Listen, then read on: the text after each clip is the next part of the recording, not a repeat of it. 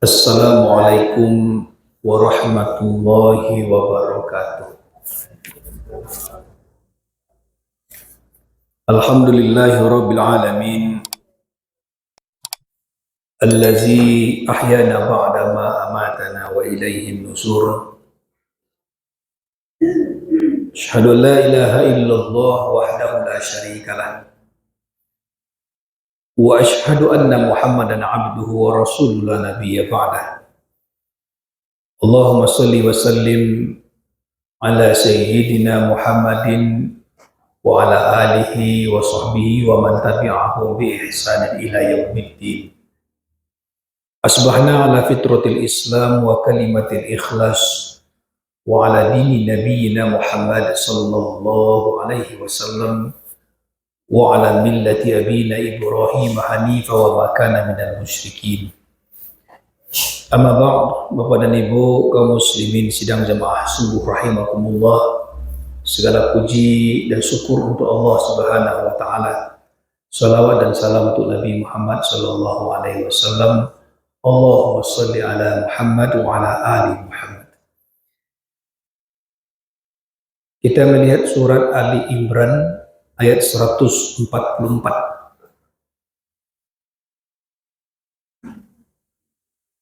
A'udzu billahi minasyaitonir rajim. Bismillahirrahmanirrahim. Wa ma Muhammadun illa rasulun qad khalat min qablihi rusul. Fa ayyam mata aw qutila qalabtum ala aqabikum wa may yanqalib ala aqibaihi falan yadurrullaha syai'a wa sayajzillahu asy-syakirin. Dengan menyebut nama Allah yang Maha Pemurah lagi Maha Pengasih, Muhammad itu Nabi Muhammad sallallahu alaihi wasallam itu tidak lain hanyalah seorang rasul. Sungguh telah berlalu sebelumnya beberapa orang rasul.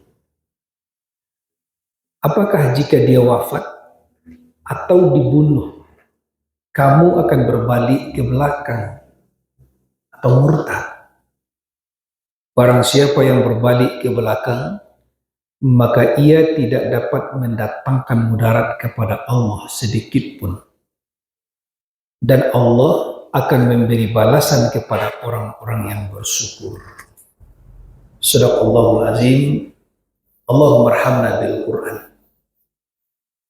Bapak dan Ibu kaum muslimin yang dirahmati Allah, ayat yang kita bacakan tadi suatu hal yang mengingatkan kepada kita dua peristiwa besar. Peristiwa besar yang diingatkan oleh ayat ini, pertama adalah peristiwa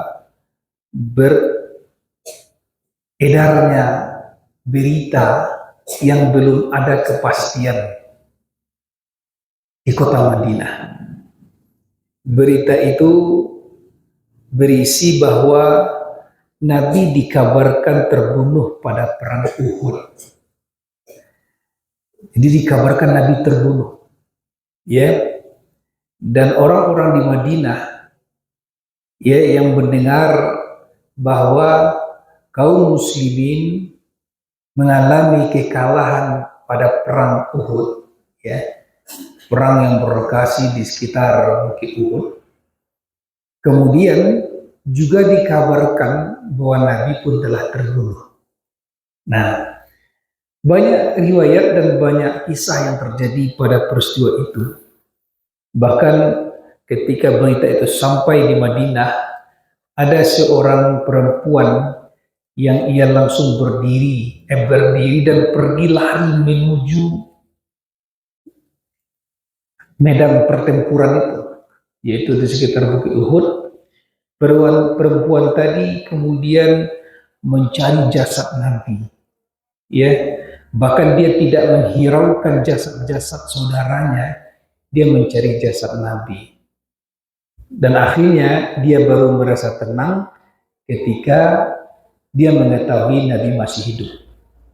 Nah, Ada juga peristiwa yang ketika mendengar berita terbunuhnya Nabi ini, muncul banyak provokator di tengah-tengah masyarakat Madinah.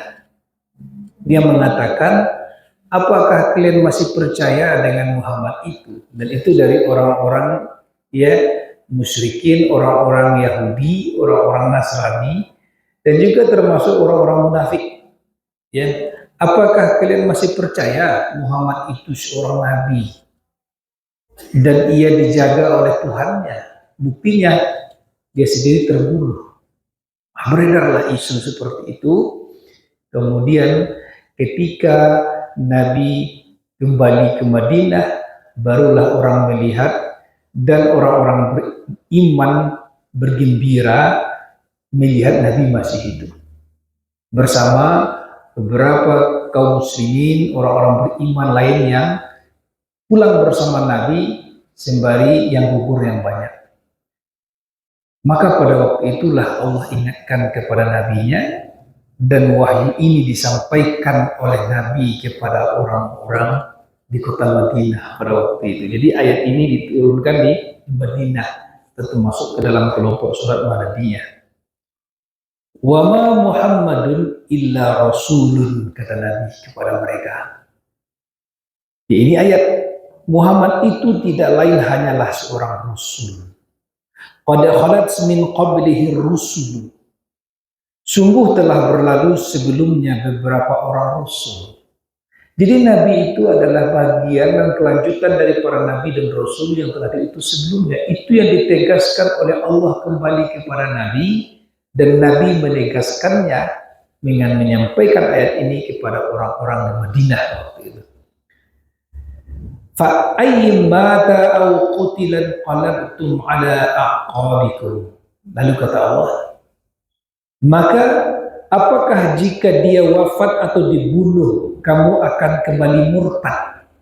Kamu tinggalkan ajaran agama yang telah dibawanya itu. Kamu balik ke belakang. Wa may yanqalibu ala aqibaihi. Dan siapa yang berbalik ke belakang, fala yadurrullaha syai'a, maka Allah tidaklah, maka perbuatannya itu tidak dapat mendatangkan kemudaratan bagi Allah sedikit pun. Tidak ada keuntungan dan kerugian bagi Allah. Kalian tetap pada agama kalian yang telah diajarkan Nabi, dan juga tidak ada kerugian kalau kalian murtad. Hanya saja Allah akan memberikan balasan kepada orang-orang yang bersyukur. Apa maksud bersyukur di sini, Bapak Ibu yang dirahmati Allah? Dia mengetahui bahwa diutusnya Nabi itu menjadi rahmat dari Allah Subhanahu wa Ta'ala untuknya. Lalu dia bersyukur dengan tetap berpegang teguh kepada keyakinan yang telah dia yakini, yang telah diajarkan oleh Nabi Sallallahu Alaihi Wasallam. Disinilah Bapak Ibu yang dirahmati Allah, peristiwa yang pertama, ya, yang mengingatkan kita, yang diingatkan kembali oleh ayat ini, sehingga menjadi renungan bagi kita bahwa ya kita dalam beragama ya diawali dengan keyakinan terlebih dahulu, dan tidak seperti orang-orang sebelum Nabi Shallallahu Alaihi Wasallam yang Nabi sendiri mengingatkan mereka itu beragama dengan landasan hanya melihat kepada ya sosok, kepada diri orang yang membawa agama itu, tetapi keyakinannya menjadi rapuh terhadap agamanya itu. Nah, peristiwa yang kedua ini yang sangat penting, ya, yang kita bahas sedikit.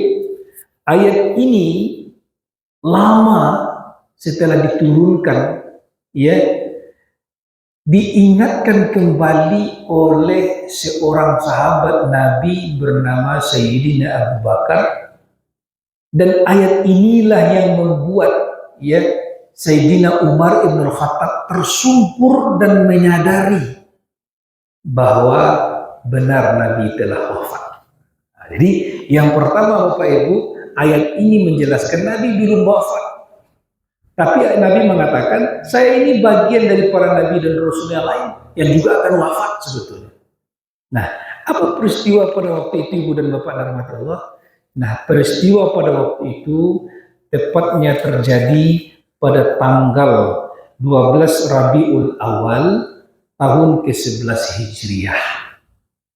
Jadi sama tanggalnya itu dengan tanggal kelahiran Nabi. Nabi lahir tanggal 12 Rabiul Awal tahun 570 Masehi. Ya, belum ada Hijriah, belum ada waktu, karena perhitungan tahun Hijrah ini itu dimulai dihitung sejak dari Nabi hijrah dari Makkah ke Yasrib atau Madinah sekarang.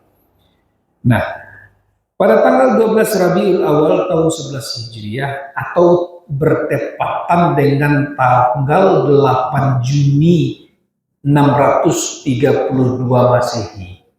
Jadi tahun miladiah atau tahun Masihiyah ini sudah ada sebelum ditetapkannya tahun Hijriah. Jadi tepat tanggal 8 Juni 632 Masihiyah atau Miladiyah, pada waktu duha di musim panas, tepatnya pada hari Senin, ya, disitulah ya umat Nabi Shallallahu Alaihi Wasallam mengalami kesedihan dan duka yang sangat dalam, yaitu wafatnya Nabi Shallallahu Alaihi Wasallam. Nah, riwayat tentang wafatnya Nabi ini panjang, banyak hadis yang menjelaskan peristiwa apa yang dilalui oleh Nabi pada waktu itu. Ya, ketika waktu duha, Bapak Ibu yang dirahmati Allah, ya sudah terdengar berita kondisi Nabi yang semakin memburuk keadaan fisik beliau. Dan di subuh harinya, ya pada hari Senin tanggal 12 Rabiul Awal tahun 11 Hijriah itu, Nabi tidak lagi mengimami sholat subuh di masjid. Dan beliau berpesan kepada Aisyah agar menyampaikan kepada Abu Bakar, ya mertua beliau atau ayahandanya Aisyah radhiyallahu anha, untuk menggantikan beliau imam sholat subuh pada waktu itu. Nah, kemudian di waktu duha yang sedang terik panas, terdengarlah berita bahwa kondisi fisik Nabi sudah semakin berburuk. Dan disitulah Ibu dan Bapak dirahmati Allah, ya, didampingi beliau oleh istri beliau Aisyah radhiyallahu anha, putri beliau Fatimah, anak beliau dari Siti Khadijah, kemudian ada Ali bin Abi Thalib juga. Nah, Bapak Ibu yang dirahmati Allah, ya, pada waktu itu Nabi menyuruh Fatimah untuk membukakan pintu karena ada yang datang. Jadi Nabi tahu ada yang datang. Ya, maka bergegaslah Fatimah membukakan pintu. Di depan pintu telah berdiri seorang laki-laki besar. Kemudian tidak nampak oleh Fatimah tanda-tanda laki-laki itu sebelumnya. Dan juga tidak nampak tanda-tanda laki-laki itu dari perjalanan jauh. Lalu Fatimah bertanya. Nah, ini kan kemudian riwayat ini disampaikan sendiri oleh Fatimah. Ya, Fatimah bertanya, siapa engkau dan hendak apa? Laki-laki itu menjawab, saya hendak menemui Rasulullah. Kata Fatimah, bersabarlah, ayahku sedang sakit. Aku hendak meminta izin kepadanya, apakah ia boleh mengizinkan engkau boleh menemuinya. Maka Aisyah Fatimah pun datang menghampiri Rasulullah Shallallahu Alaihi Wasallam. Dan ketika itu Nabi sudah tahu siapa yang datang. Ya, kemudian siapa yang datang wahai Fatimah, kata Rasul. Kata Fatimah, tidak tahu wahai ayah, belum ada dan belum pernah saya melihat orang itu sebelumnya, dan dia hendak menemui engkau. Makanya aku minta izin kepada engkau, apakah engkau mengizinkan atau tidak. Nah, di sini Ibu dan Bapak dirahmati Allah, Fatimah radhiyallahu anha, ya, berkata pada waktu itu, Rasulullah Shallallahu Alaihi Wasallam membisikkan kepadaku, kata Fatimah. Apa yang dibisikkan oleh Rasulullah? Fatimah, tahukah engkau siapa yang datang itu? Tidak, wahai ayah. Dialah yang memisahkan setiap orang dengan dunia ini. Saya tuh kira malaikat maut. Seketika itu juga dalam riwayat Fatimah pun menangis, yang membuat orang yang di sekitar beliau itu heran kenapa Fatimah menangis setelah mendengarkan bisikan Rasulullah. Yang di kemudian hari di dalam riwayat disebutkan, Siti Aisyah, ibu tiri daripada Fatimah ini kan penasaran juga. Setelah beliau Rasulullah wafat, kan ditanya-tanya oleh Aisyah, hai Fatimah, ana dibisikkan dari Rasulullah ke engkau waktu beliau dalam keadaan sakit, kemudian beliau menyuruh engkau membukakan pintu, dan setelah itu beliau bertanya dan beliau berbisik lalu engkau menangis. Apa jawab Fatimah? Nabi Shallallahu Alaihi Wasallam membisikiku bahwa beliau akan wafat, dan yang datang itu adalah malaikat maut yang memisahkan orang dengan dunia ini. Lalu aku menangis. Tapi kata Aisyah kepada Fatimah, setelah Rasulullah melihat engkau menangis pada waktu itu, beliau berbisik lagi kepada engkau dan engkau tertawa dan tersenyum. Jadi pertama Fatimah menangis, yang kedua Fatimah tersenyum. Apa pula yang dibisikkan oleh Rasulullah kepada engkau, wahai Fatimah? Jadi karakter tipe ini di Indo, gue memang suka ingin tahu sih. Anak muda kini mengatakan kepo, apa sebenarnya? Kepo semua kan? Ingin tahu juga Aisyah ini. Lalu Siti Aisyah radhiyallahu anha. Lalu apa kata Fatimah? Dan kedua kali Rasulullah berbisik kepadaku dan aku tersenyum karena pada waktu itu Rasulullah mengabarkan kepadaku bahwa di antara keluarga beliau yang pertama kali yang menyusul beliau itu adalah aku, kata Fatimah. Jadi Nabi sudah diberi tanda. Nah, ada riwayat menyebutkan ini dalam hadis Sahih Bukhari. Ada riwayat menyebutkan dari mana tahunya Rasulullah Shallallahu Alaihi Wasallam itu bahwa setelah kepergian beliau nanti itu kemudian menyusul Fatimah ketika Rasulullah Shallallahu Alaihi Wasallam menerima kain kafan dari malaikat Jibril ketika hendak mengafani Siti Khadijah. Nah, kemudian kain kafan itu Bapak Ibu yang dirahmati Allah ada 3 diberikan oleh malaikat Jibril. Ini dalam satu bulan. Pertama kafan untuk Khadijah, yang kedua itu kafan untuk Fatimah, yang ketiga itu dibawa oleh Jibril adalah kafan untuk cucu beliau Hasan. Husain ya. Kenapa Husain? Disitulah Rasulullah maka mencium 2 orang cucunya itu karena sudah tergambar oleh beliau dan sudah diberitahukan oleh Allah melalui malaikatnya kepada beliau bahwa kelak cucunya itu akan wafat dengan cara wafat yang tidak diterima oleh nurani beliau. Dalam arti Bapak Ibu yang Allah dia dibunuh. Sehingga dalam peristiwa pedang Karbala Bapak Ibu Sayyidina Husain itu dibunuh dengan kepalanya dipisahkan dari badannya, kemudian dia dicincang dan kepalanya ditendang Bapak Ibu ini. Begitu masa-masa gelapnya kondisi umat pada waktu itu. Dan sudah terbayang oleh Rasulullah, sehingga beliau sayang sekali kepada cucunya. Nah, kain kafan yang kedua ini di situ menggambarkan setelah Khadijah, beliau, dan setelah beliau itu adalah Fatimah. Makanya Rasulullah membisikkan kepada Fatimah pada waktu itu, setelah aku dari keluargaku, engkaulah yang pertama kali menyusulku. Tunggu engkau nak, kata Rasulullah. Tersenyum Fatimah pada waktu itu. Nah, inilah ibu dan bapak Allah. Lalu tidak lama setelah itu, setelah Rasulullah berbisik itu, kepada Fatimah. Pertama Fatimah menangis, yang kedua Fatimah tersenyum, lalu beliau berkata, dan panggil cucuku Hasan dan Husain. Panggil cucu beliau.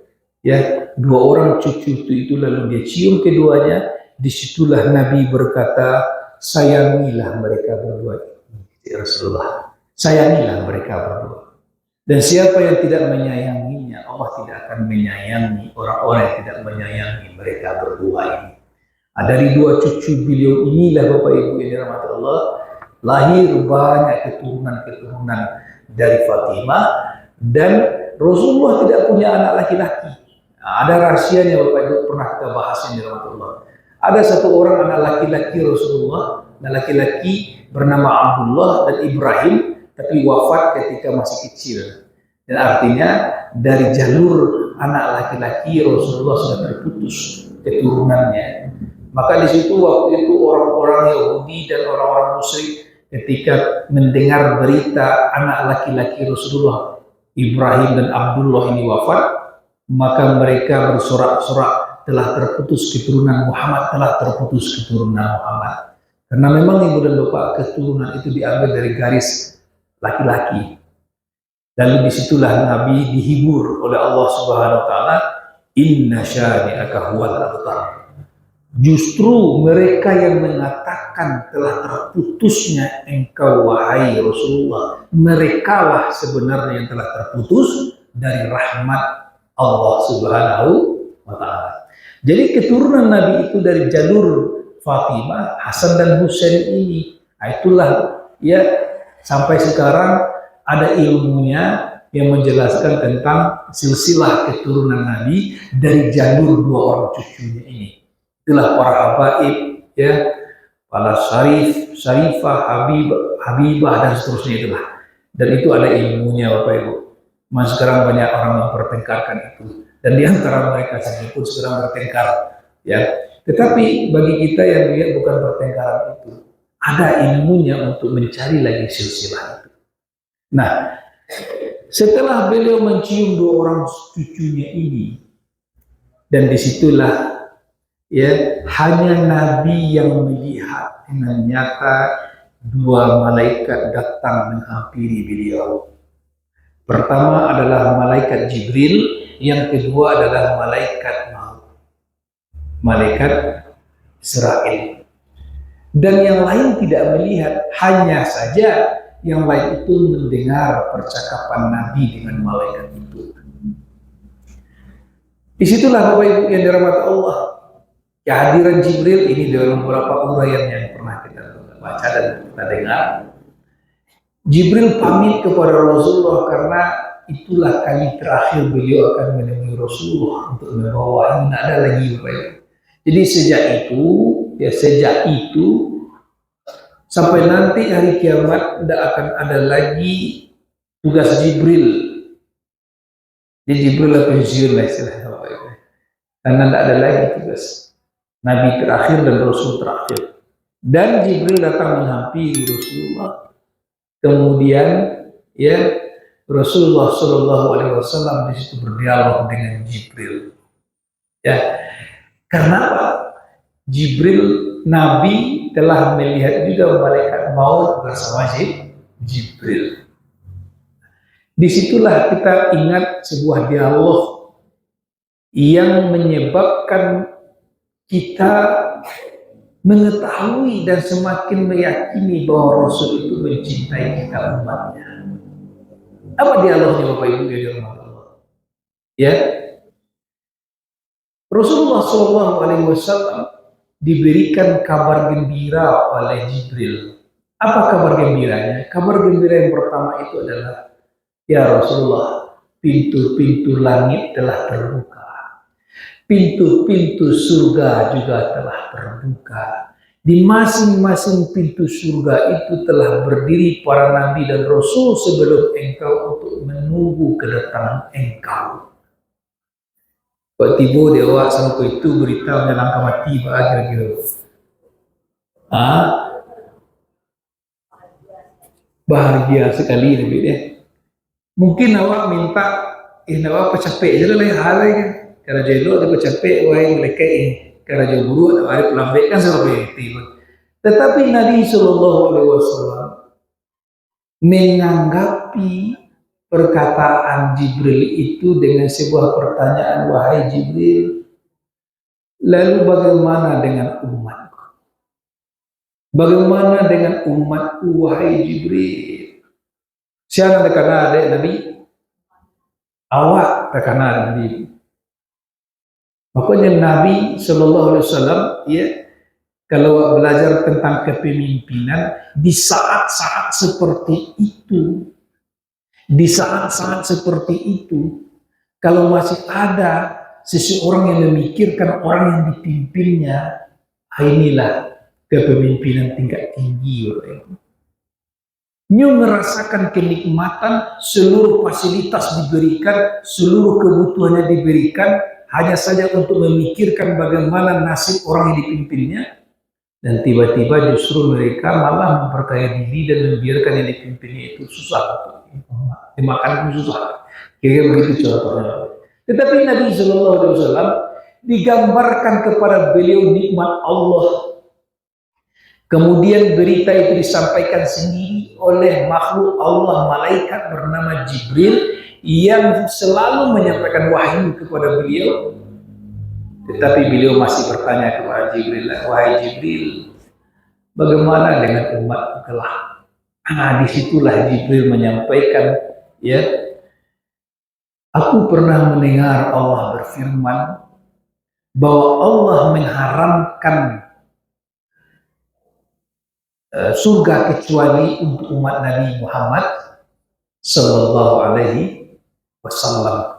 Dalam riwayat lain, Allah haramkan neraka untuk umat Nabi Muhammad Sallallahu Alaihi Wasallam yang di dalam hatinya ada keimanan walaupun sebesar biji zarah. Di situ wajah Nabi berubah, ya, berubah dengan cerah. Dan setelah itulah Bapak Ibu yang dirahmati Allah, mundur sedikit ke belakang Jibril dan Rasulullah dihampiri oleh malaikat maut. Jadi malaikat maut ke Bapak Ibu yang dirahmati Allah, ini uraian dari hadis riwayat Bapak Ibu. Minta izin dulu ke Nabi untuk mencabut nyawa. Ibu kan apa kira-kira minta izin malaikat mencabut nyawa. Ini Allah yang dirahmati Allah. Dan disitulah Nabi Shallallahu Alaihi Wasallam mengizinkan karena telah waktunya telah datang. Nah, mulai ruh itu, nyawa itu dicabut dari ujung kaki Nabi. Nah, ini bedanya Bapak Ibu yang dirahmati Allah, dicabutnya nyawa orang-orang beriman, orang-orang soleh, dibandingkan dengan dicabutnya nyawa orang-orang kafir. Orang-orang beriman itu dicabutnya nyawa dari ujung kaki, Bapak Ibu. Jadi kalau Bapak Ibu jadi orang sakit kan, kalau banyak orang mengecewakan, dia dingin kaki. Tidak terasa deh, Bapak Ibu. Nah, itu sudah tanda-tanda. Tapi kalau orang-orang kafir, nyawa itu dicabut dari ujung bulu-bulunya bawah. Dan disitulah dalam Al-Quran disebutkan kepala mereka orang-orang kafir itu menyalakan ajalnya datang itu seperti dikeping-keping kepala. Karena memang keluarnya nyawa itu dari situ. Ketika Nabi sudah merasakan ruh itu keluar dari tubuhnya, dari ujung kakinya, nyawa itu keluar dari ujung kakinya. Nah, disitulah dalam sebuah riwayat disebutkan Bapak Ibu yang dirahmati Allah, ya, saat beliau semakin parah dan pengaruh racun. Nah, jadi dulu Nabi pernah diracun. Masih ingat riwayatnya Bapak Ibu? Di perang Khaybar, ya, oleh seorang wanita Yahudi, dan pada waktu itulah Allah Subhanahu wa Ta'ala melindungi beliau, tetapi secara materi zat racun itu masih bersarang di tubuh Nabi. Ya, Allah selamatkan. Dalam riwayat disebutkan Bapak Ibu yang dirahmati Allah, saat kondisi seperti itu, ya, beliau semakin parah dan pengaruh racun yang pernah termakan oleh beliau ketika di perang Khaybar muncul reaksinya, Bapak Ibu. Jadi kan ada dua riwayat Bapak Ibu kan. Nabi merasakan sakitnya mati, itu riwayat pertama. Dan sakitnya mati itu dipengaruhi oleh racun yang pernah termakan oleh Nabi yang diberikan oleh seorang wanita Yahudi di Khaybar, bereaksi. Nah disitulah Nabi mengatakan, ya, kata wahai Aisyah, aku masih merasakan sakit karena makanan yang kumakan ketika di Khaybar. Sekarang saatnya aku merasakan terputusnya urat nadiku karena racun itu. Wahai Aisyah, sakit kematian itu wahai Aisyah. Nabi. Kan dulu Nabi pun pernah berkata kepada Aisyah, Bapak Ibu yang dirahmati Allah, tentang kematian.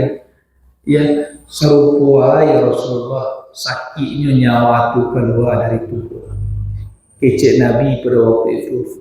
Engkau lihat sajalah bagaimana seekor domba yang dikuliti hidup-hidup. Diangkat kuli itu, Pak. Jadi ada orang korban, kelawat itu diangkat kuli itu, nak. Kuli itu, seperti itulah sakitnya nyawa keluar dari jasad. Dan pada waktu itu Nabi mengatakan, rasa terputus urat nadiku, wahai Aisyah. Lalu Nabi berdoa pada waktu itu. Masih ingat Bapak Ibu dalam doanya?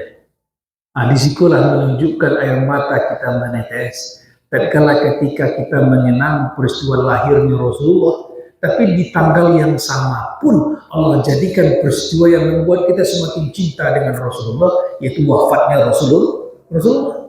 Rasul lahir tanggal 12 Rabiul Awal tahun 570 Masehi, dan beliau wafat pun tanggal 12 Rabiul Awal tahun 632 Masehi, bertepatan tahun 11 Hijriah. Nah, pada waktu itu ibu dan bapak Rasulullah berdoa. Apa doa Rasulullah? Ya Allah, sakit kematian ini ya Allah, cukuplah engkau rasakan sakitnya kematian ini kepadaku, dan jangan engkau rasakan kepada umatku.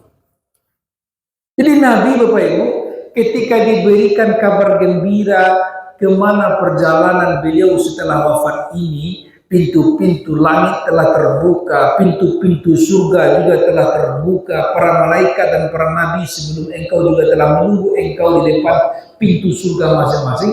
Beliau mengingat umatnya. Dan ketika beliau merasakan sakit menjelang kematian itu, beliau pun ingat umatnya dengan berdoa, aku sajalah yang merasakan sakitnya mati ini ya Allah, dan jangan engkau rasakan kepada umat. Nah disitulah Bapak Ibu yang dirahmati Allah, ketika ruh beliau sudah sampai di perut, ya dada beliau terasa sesak. Nah waktu itulah beliau masih sempat mengeluarkan kata-kata, tetapi tidak bisa lagi dengan suara yang keras. Bergegaslah Ali bin Abi Thalib mendekatkan telinganya ke bibir Nabi, melihat ada sesuatu yang hendak disampaikan oleh Nabi. Nah disitulah beliau menyampaikan pesan beliau yang terakhir. Ya, apa kata Rasulullah? Perhatikanlah atau jagalah sholat kalian dan orang-orang lemah di antara kalian. Dalam riwayat lain, jagalah sholat kalian dan para budak-budak kalian yang kalian miliki. Beliau menyampaikan wasiat itu beberapa kali. Kemudian beliau mengucapkan satu kalimat lagi, ummati, ummati, ummati. Dan beliau pun wafat, Bapak Ibu yang dirahmati Allah, dan suasana di luar rumah pada waktu itu sudah ramai. Jadi berita Rasulullah tidak hadir ke masjid karena beliau sakit dan demam beliau semakin tinggi, sudah tersebar di kota Madinah, dan berbondong-bondonglah orang datang ke rumah Aisyah.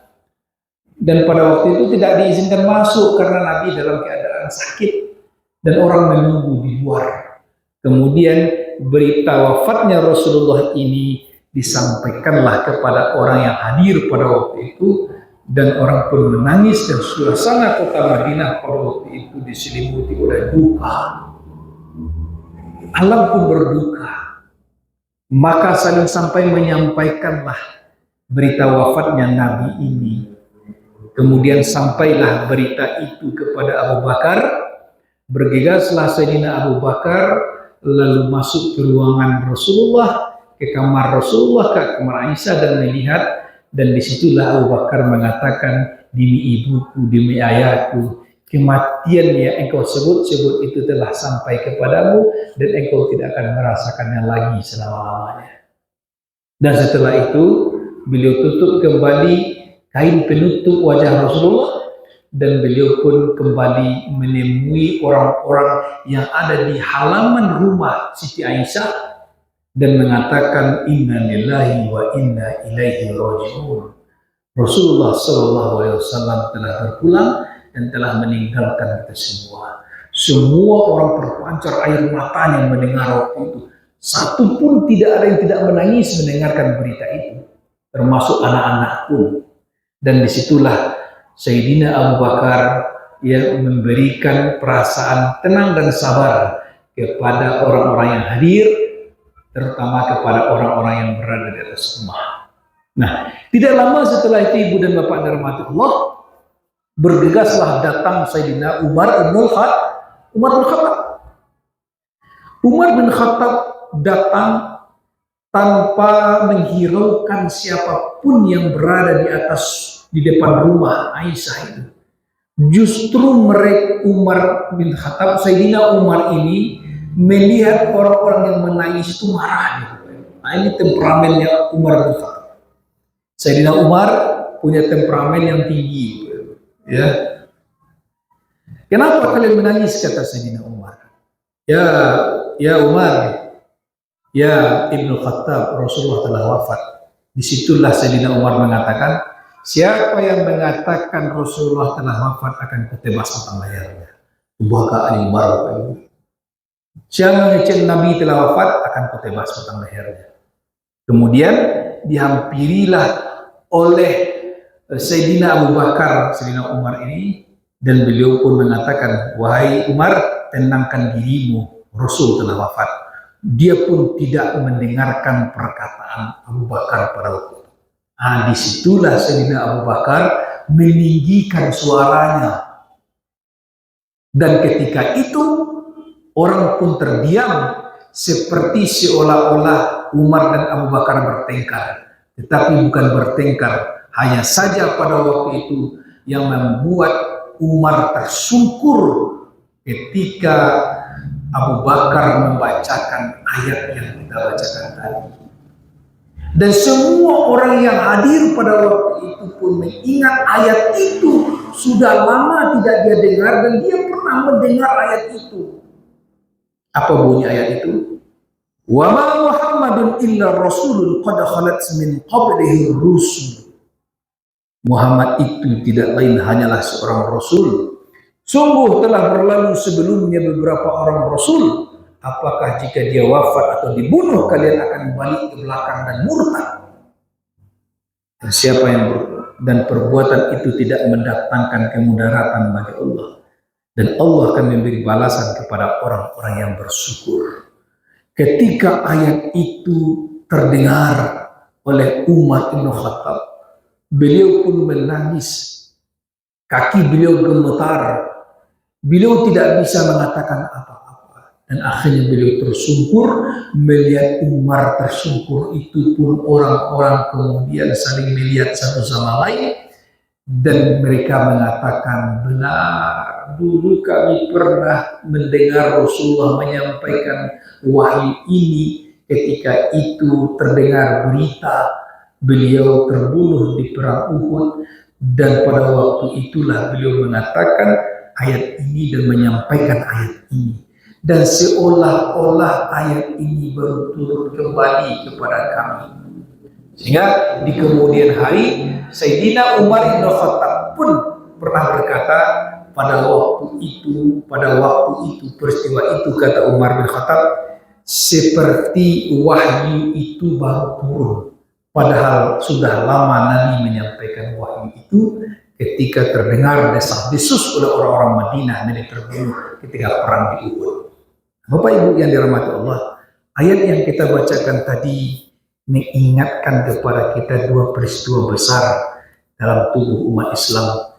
Peristiwa tentang berita yang menyebutkan Nabi dibunuh di perang Uhud, dan yang paling berkesan itu adalah peristiwa tentang ya dibacakannya ayat ini kembali oleh Abu Bakar kepada yang hadir di rumah Aisyah pada waktu itu, yang telah mendengar berita wafatnya Rasulullah Shallallahu Alaihi Wasallam. Nah, Bapak Ibu yang dirahmati Allah, kita merenung sejenak. Tanda-tanda datangnya ajal Nabi itu mulai tampak. Aisyah menyandarkan tubuhnya ke Rasulullah. Jadi memang wafatnya Aisyah itu di rumahnya Aisyah. Dan itu kata Aisyah, setiap waktu aku berdoa kepada Allah. Apalagi doa itu semakin kuat ketika beliau melihat kondisi fisik Rasulullah. Doa Aisyah, Bapak Ibu, ya Rasul, ya Allah, ya, sungguh di antara nikmat Allah yang dikurniakan kepadaku, kata Aisyah, adalah bahwa Rasulullah wafat di rumahku pada hari giliranku dan di pangkuanku. Dan itulah harapanku kepada Allah Subhanahu wa Ta'ala. Ibu dan Bapak yang dirahmati Allah, timbul renungan bagi kita. Sampai hampir tidak percaya orang-orang pada waktu itu bahwa Rasulullah wafat. Kenapa ibu dan bapak dan dirahmati Allah? Karena kecintaan yang sangat mendalam kepada Nabi Shallallahu Alaihi Wasallam. Kecintaan yang paling mendalam kepada Nabi Shallallahu Alaihi Wasallam. Coba Bapak Ibu yang dirahmati Allah, apa yang diingatkan oleh Allah, wa ma arsalnaka illa rahmatan lil alamin. Ya, terasa betul Bapak Ibu. Tidaklah kami mengutus engkau.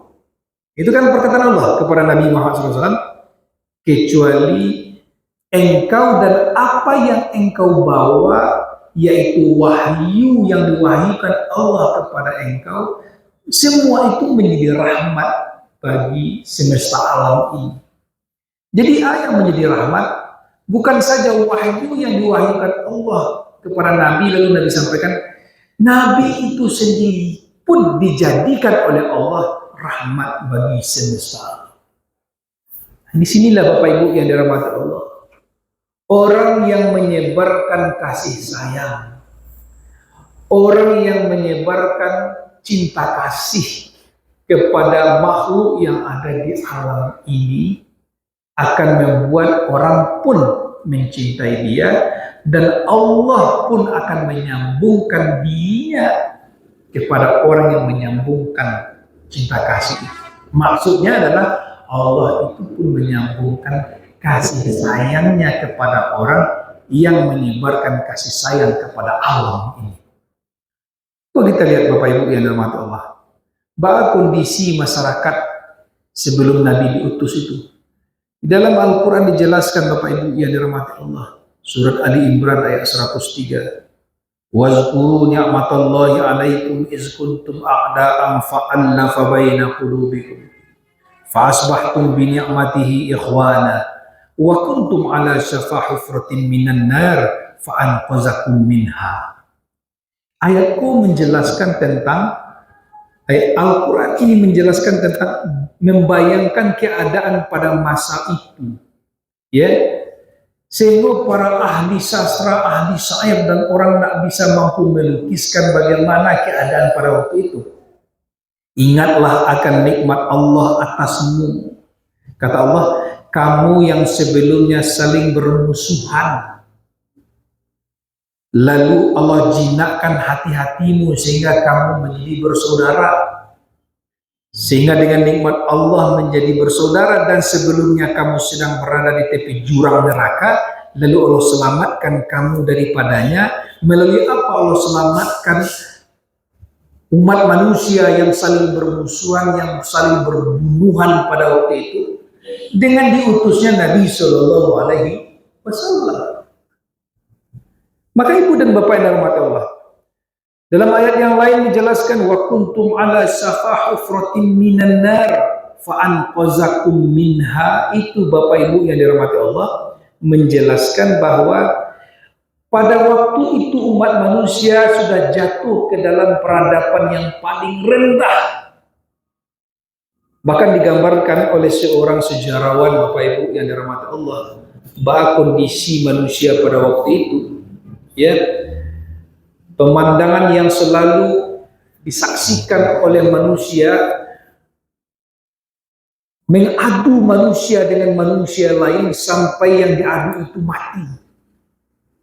Bahkan mengadu manusia itu dengan hewan, dan manusia yang diadu itu adalah orang-orang yang dianggap dari ras yang rendah. Kemudian ditonton bersama-sama oleh raja-raja dan kaisar-kaisar. Bapak Ibu yang dirahmati Allah, ya, sehingga di dalam Al-Quran terjelaskan kondisi seperti itu. Wa kuntum ala safa hufratin minan nar. Kamu berada di tepi jurang neraka. Fa'anqazakum minha. Lalu Allah selamatkan kamu daripadanya dengan mengutusnya Rasulullah Sallallahu Alaihi Wasallam. Makanya ibu dan bapak dirahmati Allah, dalam sebuah hadis Nabi pernah bersabda bahwa beliau menggambarkan diri beliau terhadap umatnya. Salah satu di antara hadis itu adalah perumpamaan aku, kata Nabi, seperti seorang laki-laki yang menyalakan api. Tetapi api itu tujuannya untuk menerangi kalian di sekitarnya. Maka tatkala api itu sudah menyinari daerah di sekitarnya, tiba-tiba tikar-tikar binatang-binatang yang berada di sekitar api itu berjatuhan ke dalam gejolak api. Jadi api yang dinyalakan laki-laki ini tujuannya untuk menerangi orang di sekitarnya, justru ya digunakan untuk membakar tikar-tikar, hewan-hewan, dan laki-laki itu mencoba mencegahnya, justru ia dimusuhi. Nah, saya menghindarkan kalian dari api neraka, kata Nabi, sedangkan kalian berhamburan meloncat ke dalam api neraka itu. Lalu beliau berkata, akhirnya begitulah perumpamaan aku dengan perumpamaan kalian, kata Nabi kepada umat. Nah, di sini ada hubungannya dengan ayat yang tadi, Bapak Ibu yang dirahmati Allah, yang diajarkan oleh Nabi, apa yang dibawa oleh Nabi itu menjadi rahmat bagi kita, dan Nabi itu sendiri pun menjadi rahmat bagi kita dan bagi alam semesta. Maka disitulah Bapak Ibu beliau berkata, kasih sayang Allah itu tergantung di arsy. Maka sambungkanlah diri kalian denganku dengan berselawat, maka aku akan sambungkan kasih sayang Allah itu di kalian. Siapa yang memutuskan dirinya denganku, maka terputuslah kasih sayang Allah itu terhadapnya. Nah, ada yang dijelaskan makna hadis ini adalah berselawatlah kita ketika mendengar nama Nabi disebut Sallallahu Alaihi Wasallam. Mana yang kedua, ikutilah jalannya, sunnah-sunnahnya. Mudah-mudahan Bapak Ibu di suasana Rabiul Awal ini kita semakin mencintai Rasulullah dengan memperbanyak berselawat kepadanya, tentulah juga dengan mempelajari sunnah-sunnahnya dan amalkan apa yang jadi sunnah itu. Insyaallah nanti kita lanjutkan apa hadiah besar yang dibawa oleh Nabi untuk umat manusia ini. Dalam catatan sejarah ada 6 hadiah besar. Nanti kita lanjutkan Bapak Ibu yang dirahmati Allah. Mudah-mudahan ada manfaatnya. Astagfirullahaladzim. Assalamualaikum warahmatullahi wabarakatuh.